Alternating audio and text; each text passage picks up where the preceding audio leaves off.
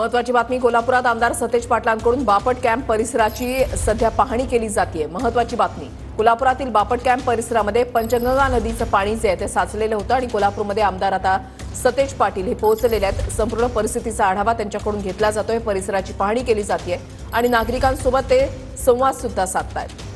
आता नेमक्या समस्या काय आहेत त्याचा संपूर्ण आढावा सध्या त्यांच्याकडून घेतला जातोय। अशा सूचना महापालिका प्रशासनाला दिलेल्या आहेत। तो वेगळा विषय आहे, बघू ना आपण। आता हा विषय पहिला महत्त्वाचा आहे।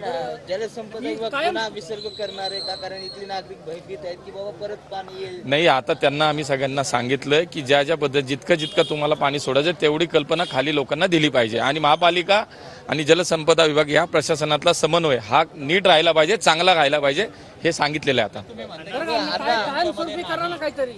यांच्यामध्ये समन्वय नाही असं का तुम्ही म्हणाला? आताही म्हणतोय। चंद्रकांत दादा असं म्हणतात की त्यांचं काही चुकीचं नाहीये। ऐका ना, माझं म्हणणं आहे की तुम्ही आता या गोष्टी जाऊ नका। कोण काय म्हटलं, आता सगळ्यांनी एकच भूमिका घेतली पाहिजे। सगळ्यांचं एकच म्हणणं आहे, आता लोकांना याच्यातनं मदत होऊ द्यात पहिलं, बाकी नंतर बघू।